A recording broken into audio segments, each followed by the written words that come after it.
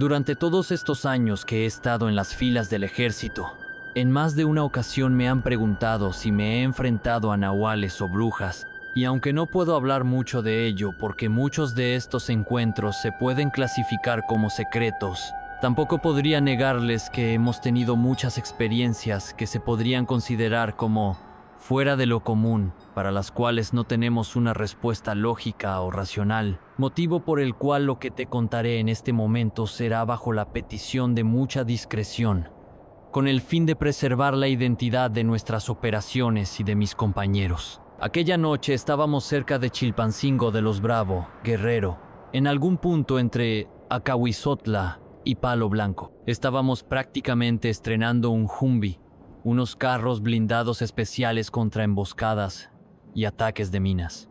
Iba el teniente López de copiloto, el cabo Pascual en los asientos de atrás y yo manejando. Regresábamos de un apoyo personal al teniente y al parecer todo salió bien. Íbamos contentos porque también tendríamos algunos días de descanso. Yo en ese tiempo había sido papá por primera vez y solo quería ver a mi esposa y a mi hijo. Íbamos por un camino bastante solitario sobre la sierra, con mucha vegetación alrededor, cuando de pronto la Humvee empezó a fallar. Al teniente López se le hizo muy raro, igual que a mí. Aquel carro era prácticamente nuevo. Entonces se empezó a jalonear hasta que definitivamente se detuvo a medio camino. Intenté varias veces reanudar la marcha, pero fue en vano. Parecía que estaba muerto el motor. Descendimos del carro y empecé a revisarlo. Pascual me alumbró con una lámpara mientras yo le echaba un vistazo. Era una noche con una luna media opaca, por lo que aquel paraje no estaba tan oscuro. Después de revisarlo una y otra vez no pude encontrar la falla. Era muy extraño. El teniente López me pidió que lo reportara para que nos mandaran apoyo. Nos subimos al carro nuevamente, pero al tomar la radio para mandar el reporte, me di cuenta que no funcionaba. Entonces chequé mi teléfono y ni siquiera tenía señal. El teniente y Pascual revisaron los suyos, pero tampoco tenían. Esta era una situación muy rara, y la verdad sí nos empezamos a preocupar. Nadie nos esperaba en el cuartel. No se registró la salida. Al evaluar rápidamente nuestra situación, no teníamos mucho de dónde escoger. Solo nos quedaba esperarnos a que amaneciera para buscar apoyo.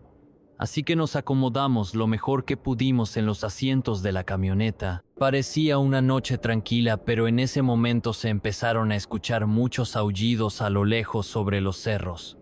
Pensamos que tal vez eran algunos lobos. No le dimos importancia en ese momento, no representaban un verdadero peligro.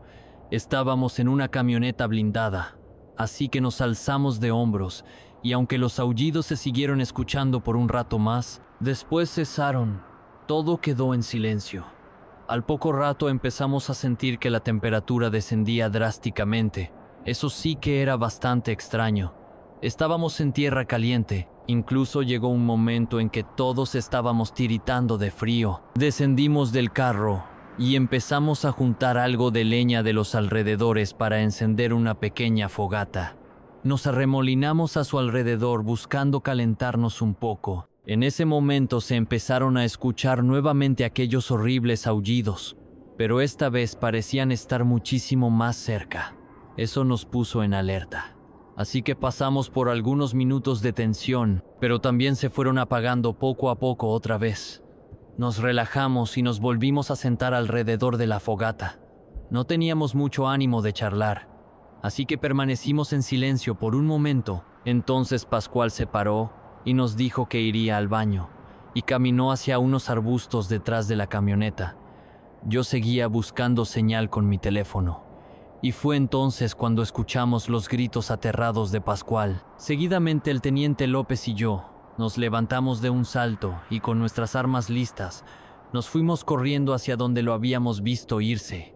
Al hacer a un lado los arbustos, alcancé a ver al cabo Pascual tirado en el piso boca arriba, estirándome los brazos con un gesto de terror en la cara. Solo podía ver un poco más de la mitad de su cuerpo. De las rodillas hacia abajo, estaba entremetido en la maleza. A una señal el teniente me cubrió, y yo me puse el fusil de lado y me arrodillé para ayudarlo.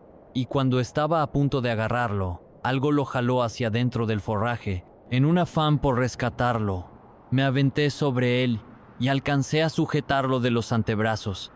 Aquella cosa que lo tenía agarrado lo jaló con más fuerza y nos arrastró a los dos varios metros entre los arbustos y ramas. Yo solté al cabo de un brazo y eché mano de la pistola que siempre traigo fajada y empecé a disparar hacia la maleza. Fue cuando escuché aquellos horribles alaridos, pero aquella cosa nos siguió jalando. Seguí disparando hasta que vacié el cargador. Cuando de pronto sentí que nos soltaba, aproveché ese instante y jalé a Pascual hasta enderezarlo. Nos paramos lo más rápido que pudimos y le di mi fusil mientras cargaba la pistola. Y nos regresamos los metros que nos arrastró aquella cosa. Apenas vimos la camioneta nos tumbamos al lado de la fogata. Pascual estaba como bloqueado, no podía hablar. Tuve que gritarle y zarandearlo varias veces hasta que por fin reaccionó. Traía el pantalón y las botas hechas pedazos y las piernas ensangrentadas. Lo subí al asiento trasero de la camioneta y saqué el botiquín. Corté su pantalón y traté de curar las heridas. Por varios momentos sentí que se me desvanecía por el dolor. Le tuve que gritar más de una vez para que no perdiera el conocimiento. Todavía medio perturbado, balbuceó que él estaba haciendo del baño y que tenía el fusil a un lado y que aquella bestia lo había agarrado descuidado. Trató de describírmela, pero en ese momento no pude imaginármela. Pensé que se estaba confundiendo con un lobo. En ese momento escuchamos otro grito. Hasta ese momento no me había percatado de la ausencia del teniente López. Volteé a buscarlo por todos lados. Lo último que recordaba es que me cubría cuando trataba de rescatar a Pascual. Le acabé de poner un vendaje al cabo. Sabía de antemano que no podría caminar, así que le pedí que intentara comunicarse al cuartel otra vez. Cerré la puerta del carro y me regresé a donde había sido el ataque. Se veía el surco que dejaron nuestros cuerpos cuando fuimos arrastrados. Caminé unos 20 metros y llegué hasta el punto donde nos había soltado aquella cosa. Había un gran charco de algo parecido a la sangre, pero de color amarillento, y al tocarla con mis dedos la sentí más viscosa. Caminé todavía unos pasos más y al abrir la espesura con el cañón de mi fusil, pude ver al teniente frente a mí. Estaba de espaldas y permanecía inmóvil. Parecía estar apuntando hacia el bosque. Me acerqué muy despacio y me puse a su lado. Le hablé en voz muy baja, pero no respondió. Ni siquiera volteó a verme. Parecía paralizado, viendo solo hacia el frente. Eso ya me daba mala pinta. Corté cartucho. Fue entonces cuando me hizo un leve movimiento de cabeza indicándome que mirara al frente. No podía creer lo que veía.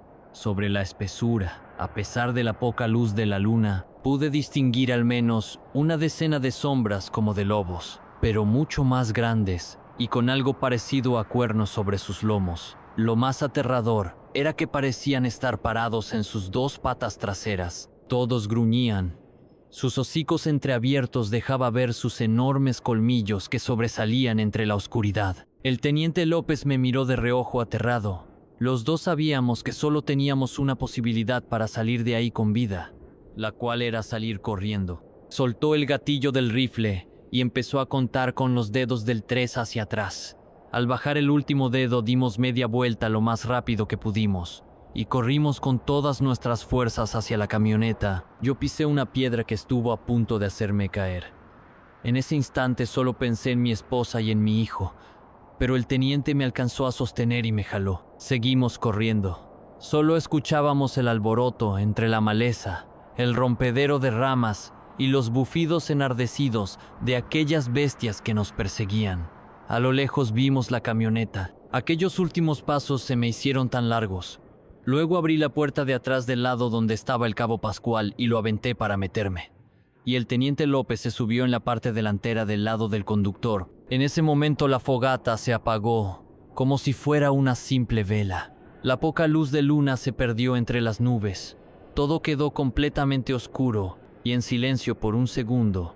Parecía que conteníamos la respiración, cuando de pronto sentimos la primera embestida por la parte trasera. Prácticamente ladeó la camioneta. Y después vino otra por el costado. Y después otra y otra. Hubo un momento que solo escuchábamos el impacto de aquellas bestias con el blindaje.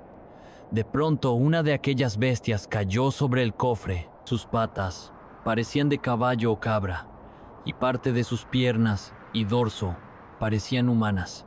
Y empezó a patear tan fuerte el parabrisas que lo estrelló. Eso era imposible, eran vidrios blindados. De pronto todo se calmó. Solo se escuchó el chirriar de aquellas garras sobre la lámina. El teniente López, desesperado, giró la llave y la camioneta encendió. Al prender los faros, aquellas bestias se dispersaron por un segundo. Era nuestra oportunidad. El teniente pisó el acelerador a fondo y no paró hasta que vimos la carretera frente a nosotros. Me pasé del lado del copiloto. Al llegar al cuartel llevamos al cabo Pascual a la parte médica y aunque había perdido algo de sangre, el asunto no pasó a mayores. Al otro día salí de descanso por 2 semanas. Cuando regresé, habían reubicado al teniente López. ¿Crees que el encuentro que estos militares tuvieron fueron simplemente lobos hambrientos? ¿O acaso fue un encuentro con criaturas paranormales? Todo esto seguirá siendo un misterio. Si llegaste hasta el final, no olvides dejar tu comentario, darle like y compartir. Y recuerda, no todo lo que escuchas es solo un cuento. A veces, la realidad es más oscura de lo que imaginamos. Buenas noches.